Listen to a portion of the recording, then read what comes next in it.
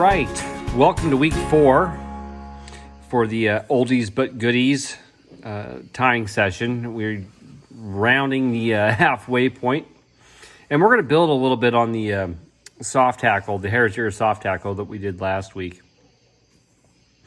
So I said I'm going to go into a little bit more in depth on this, and I'm going to. So when you're looking at a hare's mask and we're looking to get the tailing, and we're going to cover a few things on tailing.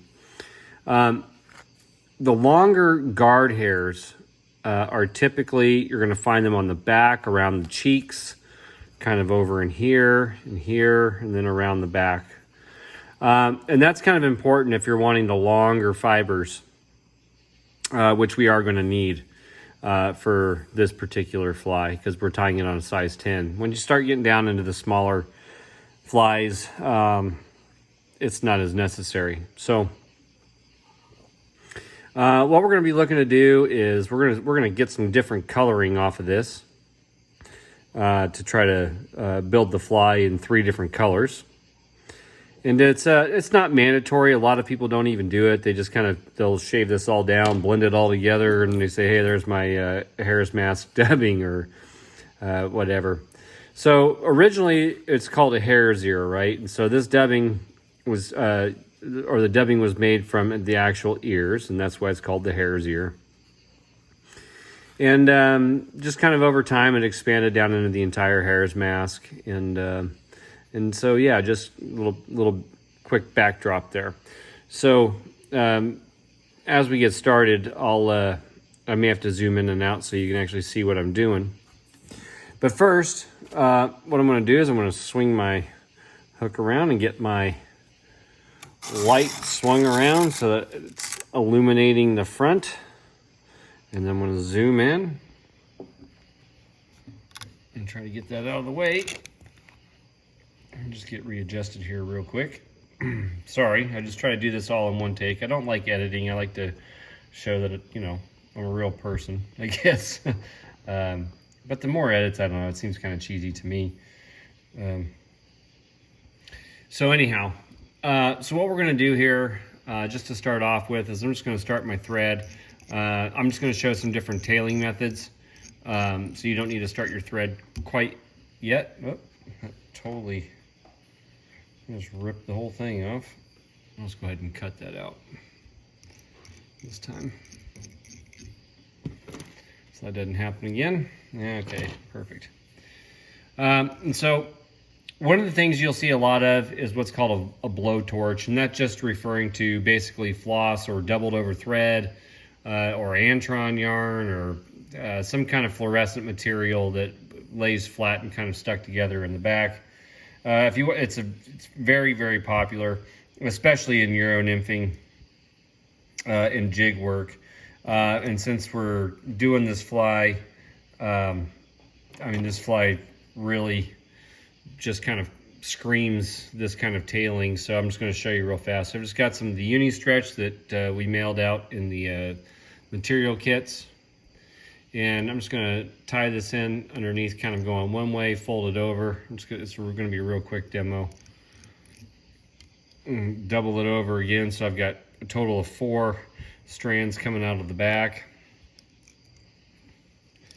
And when you get to the back, you can, typically the blowtorch tail is about half the distance of the hook gap, or just out past the bend. And so that's actually how you obtain the tail. You want to tie this in all the way into the back, but I'm not going to do all that. I just wanted to clarify that that's something that you can do if you're interested in just kind of adding a little extra pizzazz to your fly. I'm not going to do that right now. Also, what some people like to do is just actually use pheasant tail fibers, and they go just barely past the gap, and then they'll line that up with the barb. Now, kind of the nice thing is you can start this on the front side, and just pinch the tail fibers and work it back, and this will help keep them all bundled together, kind of like so. That's how they're going to ride in the water anyhow, and so people like to do that. And so we're not going to actually get into that, but I'm going to go ahead and take this off so that we can actually kind of start our featured program, if you will. So, yeah, I just wanted to lay down a few options that you can play around with. So we're going to go ahead and tie this fly. What I'm going to do is I'm going to start my thread out about a bodkin and a width, 2 bodkin widths behind the eye, and I'm going to wrap back. I'm using 8/0 white. We're going to color our thread. And I'm just going to work back to the back third position. I know we've kind of covered that before, but you've got about a third up front, you've got a third in the middle, and then you've got a third at the end. And so we're going to start with this front third, and we're going to work back forward just to where we started our thread, and then back a few times. And the reason for this is a lot of people will weight this fly with lead or non-leaded wire. And we're not going to do that here. We're just going to tie it without the lead wire. And I'm going to show you something here in just a second so that this makes sense to you. So the reason we're doing this is here's a hare's ear that I tied, and the rib is in this fly. You can't see it because, and I tied it this way intentionally, because I just started my thread and went back and then built the fly coming forward. And so I used dubbing to build my taper. Now, when you do that and you don't have an underbody on this fly, what's most likely going to happen, I'm trying to find a spot. Yeah, you can kind of see the wire right there coming through. Right there. What's most likely going to happen is if you build this all out of dubbing, is that your flash rib or your rib, whatever you want to call it, and regardless pretty much of whatever it is you use, whether it's oval tinsel or crystal flash or whatever, I mean just wire, it doesn't really matter. It happens this way every time, is that the taper that you built engulfs the actual rib work, and that kind of eliminates the whole idea of having the gold ribbed hare's ear. And so I'm going to show you why this is why it's important to build an underbody. And so when you build an underbody like I did here, I actually built up the underbody. Now you can start to actually see the gold ribbing coming through because it's actually got some beef underneath to support that wire. And so that's what and why we're doing it. Now here's the how. So we've already started our thread right here. And so I'm going to work down just, half dozen turns or so and work my way back. And we're going to continue to do this.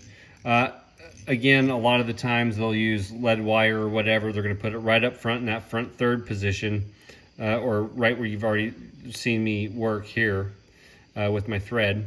And then they'll use that to encase it. And the lead, sure, it helps. And, we add bead heads and all kinds of stuff to this fly. So don't be intimidated and go ahead and do that if you'd like. On a size 10, 1/8 inch bead should work if you're wanting just a quick bead reference. But we're not going to do that here. We're going to tie it in its natural state and the way it was kind of originally tied. And we'll add a few bells and whistles, and I'll show you how and where to do those. But so we're going to just start working back and forth, building up this taper. And each time we come down, so now I'm back to where I ended my last wrap. I'm going to come back again about 5-6 wraps and work my way back forward, just ever so slightly building everything up. Now we do want it smooth and sort of cylindrical, and to get that like torpedo shape or cigar shape. And so if you overwork it too far, like I kind of did here, I don't want to keep that. I don't want to keep recreating that step, and so I'll stop at that point, and now come back to kind of complete my thread wrapping, if you will. And so same thing again. I'll come down 5 or 6 and work my way back forward. And we're just going to continuously do this until we have everything the size we want. We don't need a lot. It's very little. Oh, I don't have my ruler here, but it's, you know, maybe 1/16 of an inch is what I'm shooting for here in total diameter up front on the thick end. And so we're just going to work back and forth, just keeping that cigar shape.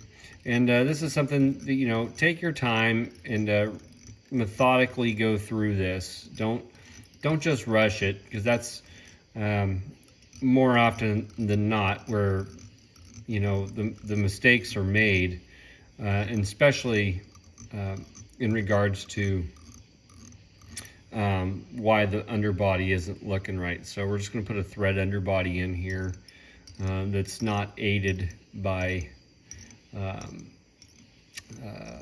wire or anything. Now, if you did get a material kit, you can actually use some wire that's not lead wire, just some of your standard fly tying wire, and you could actually use that in place if you want to practice, or go ahead and use the wire, or the lead wire if you have it and want to. And yeah, so you can kind of see how I'm just working that ever so slightly so that it's staying in you know, the old school cigar shape, or torpedo shape, if you will. And so on my way back, I'm going to stop right at about the barb. Okay. Sorry, I didn't mean for a super long intro, but I like to try to explain things to give you a really good understanding of what we're dealing with. So I'm going to go actually ahead and get this out of the way. I'm going to try to do this on camera. So these are my long guard hair fibers.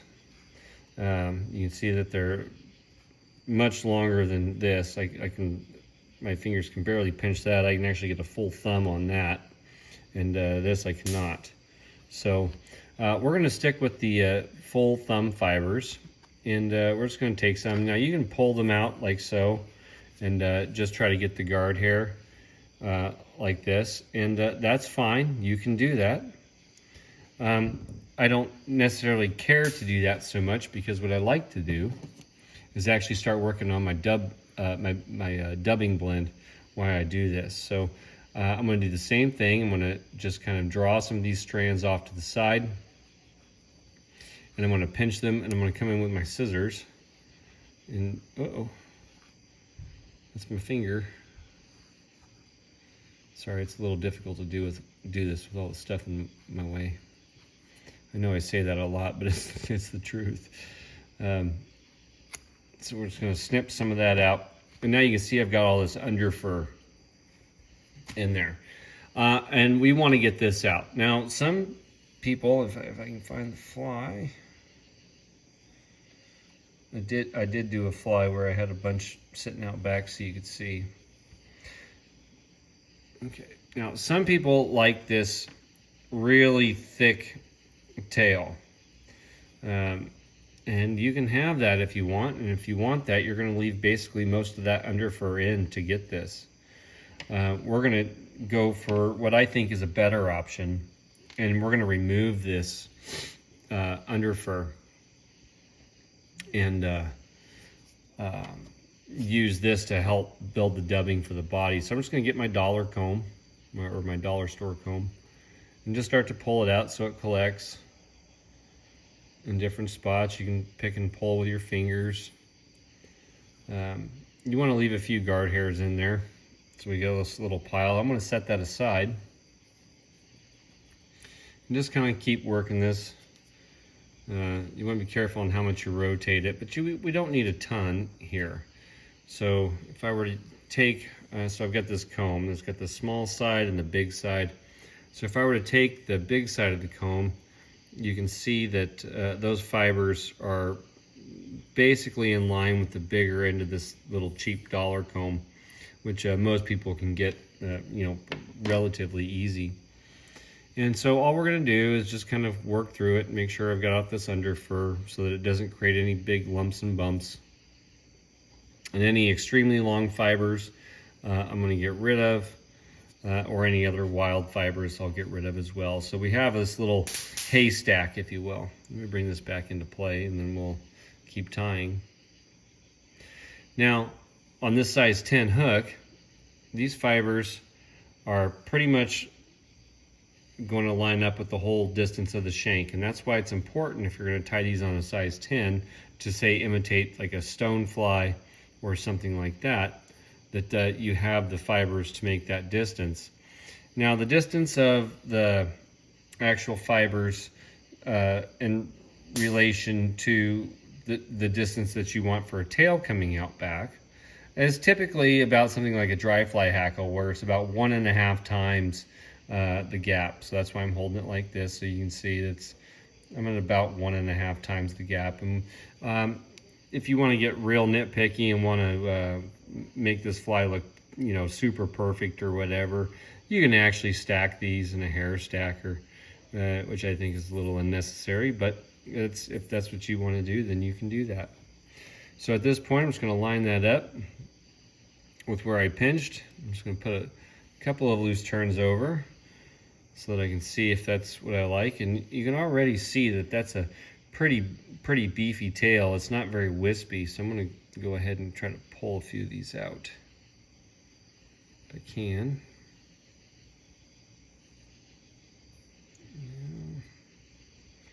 Maybe I'll just leave it just like that. That's actually not too bad. Okay, and now we're going to wrap forward. Now this under fur, if it starts to rotate and twist on you, that's fine, because the body's going to be dubbed. I prefer to keep it on top if possible.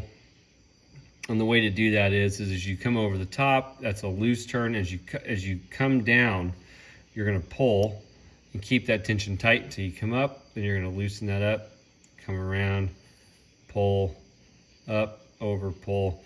And that should help keep your material in line. The faster you do this, the more that material pulls. And so every time you come around, you essentially you're just going to pull your thread straight up, and now your material is not moving quite as much. The idea behind this is, again, like on that fly that I showed originally, is that we have a solid underbody so that our rib does not sink down underneath. And there's different ways to achieve it. This is by no means the end-all video for to conquer every method that people use. I'm just trying to show or demonstrate several methods that people use. And so we can still reasonably keep that torpedo or cigar shape. And you know, you can do this process again where we start up front and come back real quick, and then we'll do it again and come down a few turns, and now we'll come back just to beef it up a little bit more if you like. Now I like to do this before I add my rib, especially if I'm using wire. And the reason for that is most of the brassy size gold wire from UTC, I use a ton of it, and I'm not trying to shame them by any means, but the wire is extremely, only in the gold I've noticed, is extremely delicate sometimes, right? So it's basically like a 50-50 hit or miss on whether or not that wire will snap off. And I'm going to show you a few ways to do that. Actually, I've got a couple spools right now that are doing that to me. And so I'll show you a couple remedies. So if you got a material kit and that wire is snapping off on you and not being super flexible, I apologize for that. That's totally out of my control, but I do have a few remedies, and I'll show you those here in just a second. So I'll just kind of work back forward. And now you can see I've got this nice thick underbody. If you wanted to add weight without the wire, you could actually soak this in just a little bit of UV and cure it. You got to be very, very delicate when you do that, but the UV will definitely add some weight. And all you're wanting it to do is leach into the thread. You don't want it sitting on top at all. So, okay. Now what we're going to do is our wire. Now there's a couple of ways to take care of this. This wire, just for whatever reason, this particular spool, it's always particular spools. I've had spools that don't do this. So I don't want to make it sound like it happens on every spool. Again, it's about a 50-50 hit or miss on the brassy and medium-sized wire. So I've cut off here about 6 inches of the gold wire. And what we need to do to make it not so delicate is actually heat this up. And there's a couple of ways to do it, and I like the combination method of what I'm going to show you. So I'm going to start with my holding the wire in my left thumb, left index, leave enough for me to pinch off. Now I'm going to pinch that wire real tight and start to helicopter that out of my fingers like so. Just over and over. And that's going to start to add some friction to the wire. And I don't know if this is like a tempering thing or an oxidization thing. I just honestly, I don't really know. I just know that it happens and then it's a real thing. And so I'm trying to help you avoid the breakage and the frustration. And so once I've done it one way, I'm going to turn it around and do it the other way. You know, and you want to kind of vigorously do this. Allowing that copper wire to kind of work back into itself, I guess, a little bit. Sorry, I didn't want this video to be super long, but I want to make sure I cover these things. And next, what I'll do is I'll just take a lighter and very quickly hit it and kind of stretch it out. And I may do it twice just so that it heats it up ever so slightly.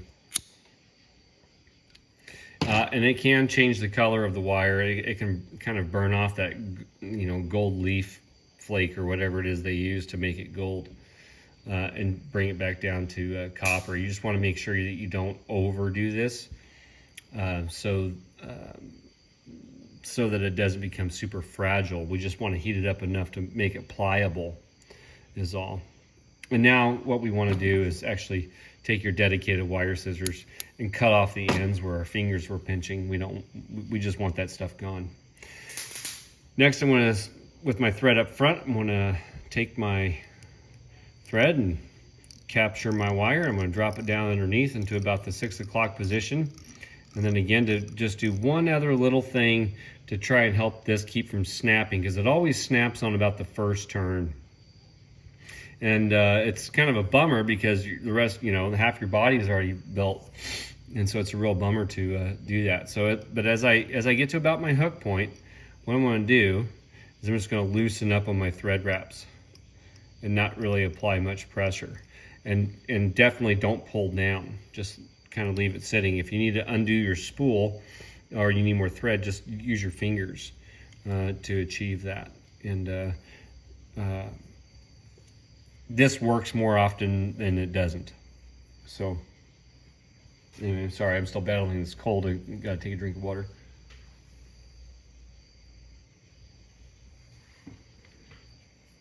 Okay, sorry for that.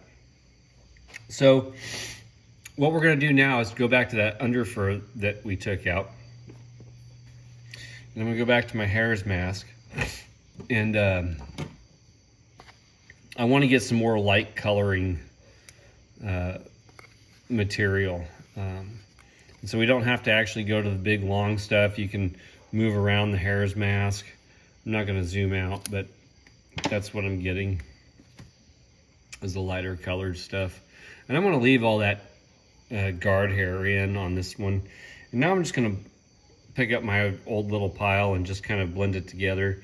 This is where you'll see people talking about using a coffee grinder really helps. Pardon me. And again, you can use that, but you can also just take your fingers and pick and pull like so. And we don't have to necessarily get it in line, but if you do this well, you pick, pull, stack, your fibers will get more in line, and it'll make it a little bit easier to dub without wax. And so you can try that method. Okay, so now we're just going to go ahead and dub this on. I'm just going to direct dub.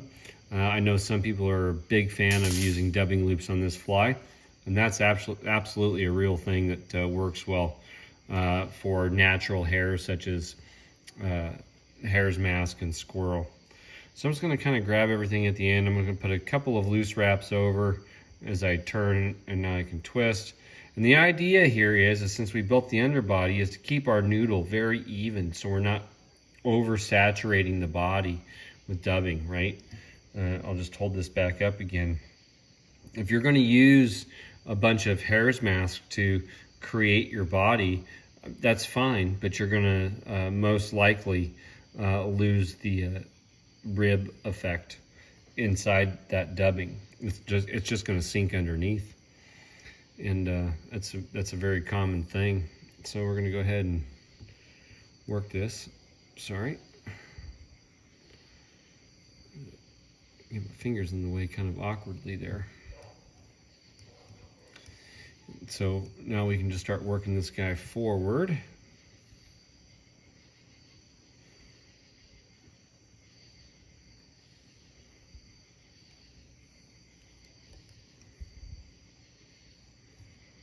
Oops. And as long as we keep everything even, we don't have to double over ourselves. The body's going to, or the underbody is going to basically take care of that business for us. I've kind of overdone it here just a little bit. I'm going to back off just a fuzz here. I just had too big of a clump. And you see that whole clumpy even separated from the rest of the dubbing. And so don't be afraid to back off and retwist. If you use wax, it's a little bit more difficult to do this, and your dubbing kind of becomes trash to some degree. We're just going to try to get a nice even taper here. Of course, I'm shooting the video, and it's not wanting to play nice like it, like every other one I've ever tied. I think part of it is I just can't see my fingers down below a certain point because the equipment's in the way.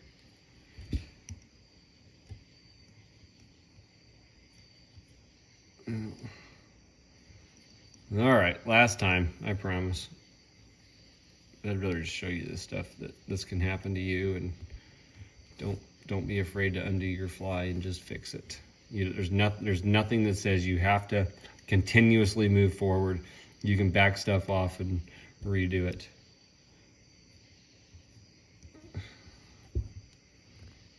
There you go. Drop that down and thin it out a little bit. So you'll have to play with this stuff a little bit if you want it to work. Again, the better you get at it, the easier it becomes, and it's not as difficult as it looks. It just takes some practice. Natural dubbing doesn't tend to like to work as well. If you get lumps and clumps on your noodle, just stop and spread it out so that doesn't create a problem for you. The idea is we do all the underbody work up front and don't have to deal with this issue as much, but it's never 100%. Almost never 100%. I guess maybe you could get to 100% if you just tied nothing but with hare's mask. That's just the way it is, and it's no big deal. Take your time, build a nice fly, and we can always groom this down if needed.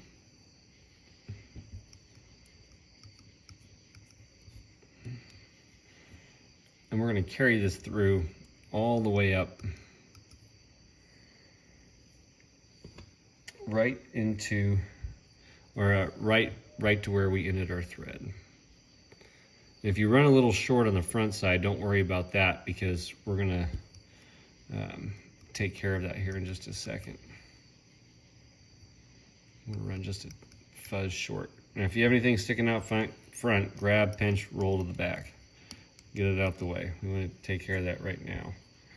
And you can get rid of your loose fibers. Now, if you want to groom this, say you don't like how thick everything's looking, just kind of you can just use your fingers and pull that stuff out. You can trim if you want to trim it now. Trim lightly, very lightly. Don't overdo it. This is a buggy fly. It's meant to be buggy, but if you've got too much in a certain area, you know, you can actually trim that down now if you like. Some people actually like to groom the whole thing down. I'll just go ahead and do it to show you. Some people like to groom the whole thing down back here and then take their bodkin and pick and pull it out, or toothbrush or whatever they like to use. Okay, and so now that we've made our wire a little bit more pliable, now we can bring this forward. So on these hare's ear flies, you know, usually we're looking for 4 to 5 turns. They're typically spaced out a little bit more than other nymph patterns. And I'm just going to tie that forward to about a bodkin width behind the eye and then helicopter this wire out. Maybe I made it too pliable. So we should have a fly that looks about like this to this point. So next we're going to talk wing case, and then what I'm going to do here is I'm going to do the standard wing case out of pheasant tail. People use all kinds of stuff. They'll use goose feather or goose wing like this to make a really dark wing case.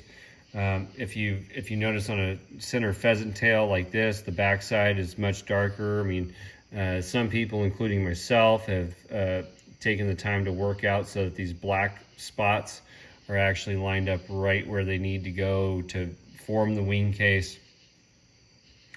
You'll also notice that some people's wing cases are very short on this fly and some are very long.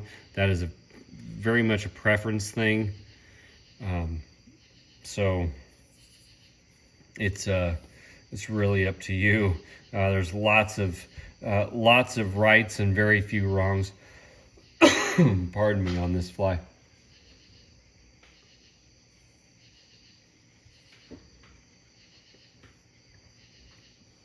So what I'm going to show is, because I actually had back in week 1 somebody following along with the live classes, and this is kind of the fun part about the live classes. They can ask questions and they can demonstrate things live when they have these questions pop up. Is how about a kind of like a split wing case flashback? And so I'll demonstrate how to do that here. So what we'll do, and you don't have to do all of this. So I'm going to pull out a good bit here, probably 8 strands, and all we're looking for is that they stay together. The tips don't have to be lined up or anything. We're just looking for them to stay together. And if you're wanting the darker side, then we're going to tie the concave side facing down, or the light color side facing up. And with your thread in the forward position, we're just going to go ahead and put a couple of loose turns over and wrap this back ever so slightly again, just into the thorax. That's pretty common for any nymph, for most flies in general, just to wrap back into the thorax. Now, instead of cutting this out close to the eye, just fold this back over, because all this extra little stuff that we're adding right here is just going to help us build up this thorax a little bit more. So we can do that, and then when we fold this over, we'll have a little nice little wing case. If you're wanting to make a flashback, just a regular flashback, this is where you will start. And we're just going to take a piece of Flashaboo. I'm going to go about 50-50 on it. You can slide it into your thread. You can tie it on top, whatever you like. And just place a couple of wraps over.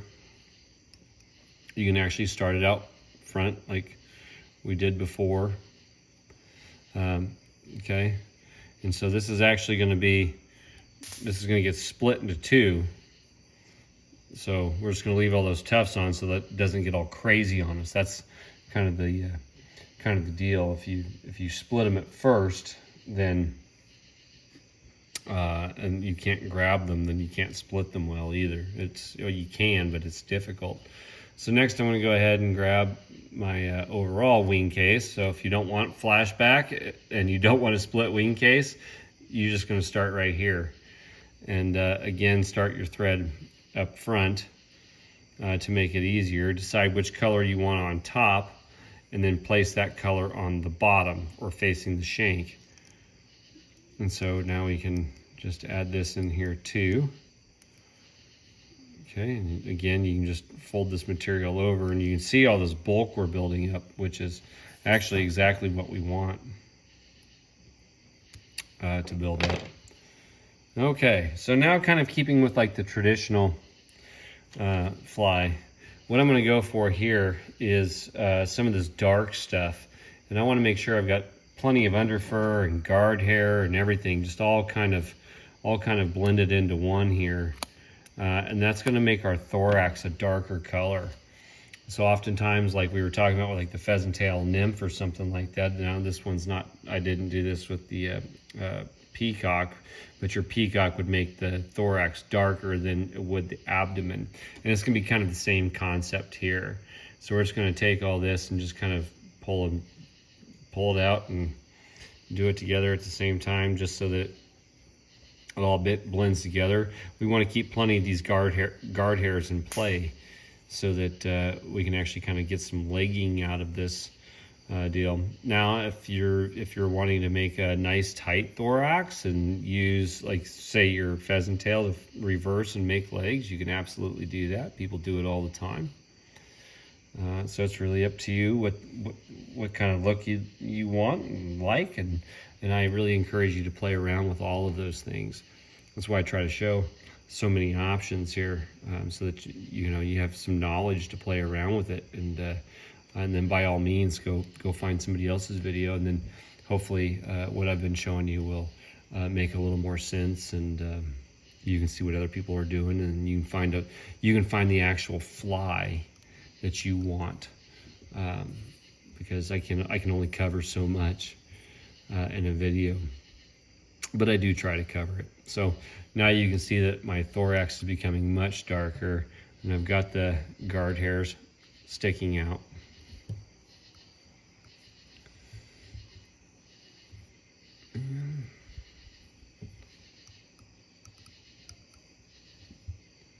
Add just a little bit more.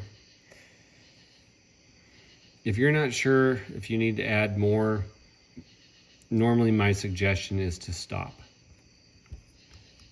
If you think that that's big enough, then my suggestion is just stop, finish the fly, and see if that is in fact enough for you. Okay, so now I've got my dark thorax in place. So to do a split wing case, what we're going to do is we're going to grab this first clump. And this is why I said keep these little white things on, because now I've got that in play. And I'm just going to bring this over, lining it up just like we had before, directly over the eye. I'm going to place a couple of turns over. And I can fold this back just a fuzz to tie it into the back side. And we're going to go ahead and trim that out. If you want to just do your regular wing case, that's how you would do it. If you want to add a normal flashback, now you would bring your flash over.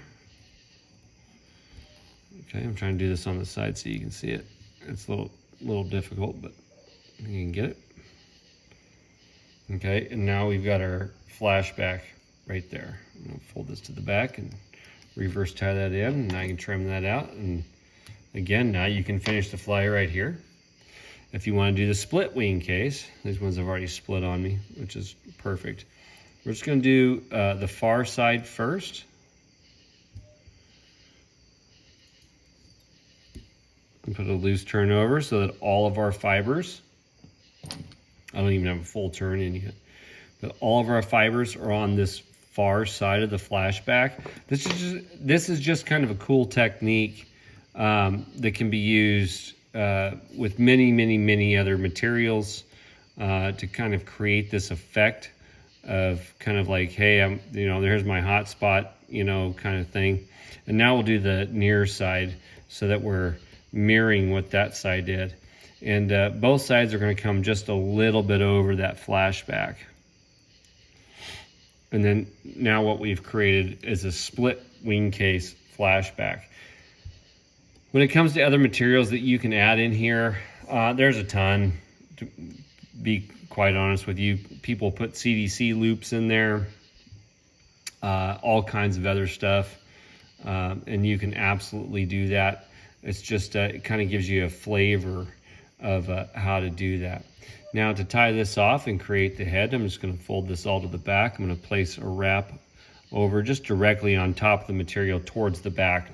Don't start at your eye and work back. Just jump your thread back into this thorax just a little bit and work from there.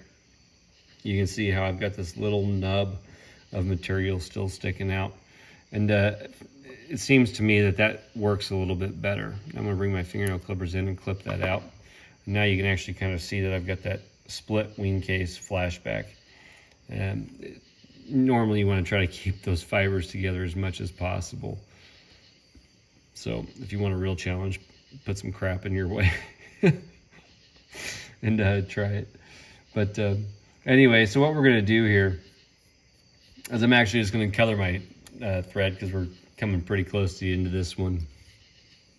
It went a little bit longer. I've tried to shoot this video a few times and just was not able to cover the things that I wanted to cover in a shorter period of time. I just didn't want to shortchange people with the options. So I'm going to color my thread black, bring it forward, and I'll color my thread again. Coming to the back.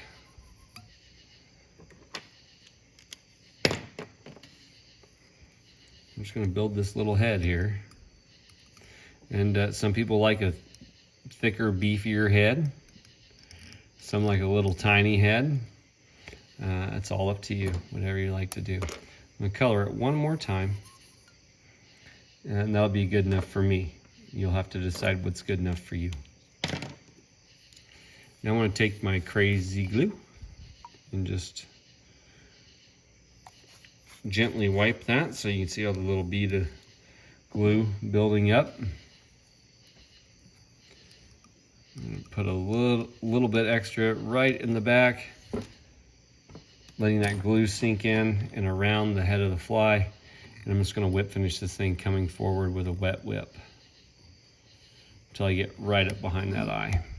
Whoa, that popped on me a little faster than I wanted. Okay, I'm just going to deal with that tag. That happens sometimes.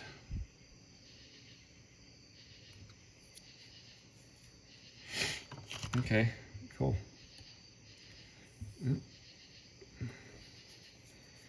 Put another just touch of glue on there to build the head. So now we've got a nice little buggy hare's ear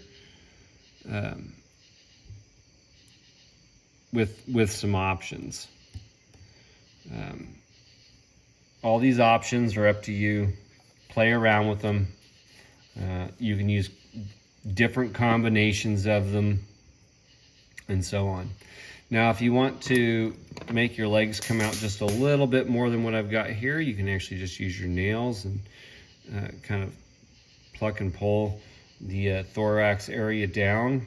You can take your bodkin and pick and pull if you need to. You can take a toothbrush or a wire brush. Well, I don't know what I do with it. I don't have it handy.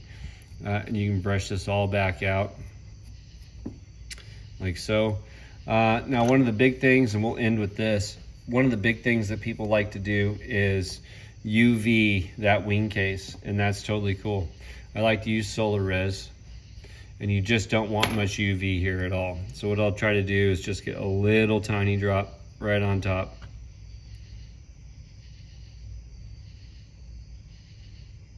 And you gotta keep in mind, the more UV you have in play, the heavier the fly is gonna get. And especially if you're gonna run it this way, the fly is gonna wanna invert. So just keep that in mind as you're tying. Sorry, I'm trying to get my thumb out the way. So you can work this in right over your flashback and help keep a hungry trout's tooth out of the way. And so I know this fly doesn't look perfect. It's not meant to look perfect. It's just meant to demonstrate on the different options that you have and get you fairly close to the original, on how the originals look. But people like to add the bells and whistles, and I'm sure that you do too, or would like to know how. So hopefully this helped, and if it did, give me a thumbs up, like, subscribe, and share. Pass the video along to your friends. Always appreciate that. And then come check us out over at Fly Vault. We're doing things a little bit differently over there. We're uncensored, social media, sort of. But we have a bunch of digital tools that you can use, and we're looking to add more. So come over and help us out, support us. Always appreciate that. Other than that, everybody, happy tying, take care, and I'll see you in week 5.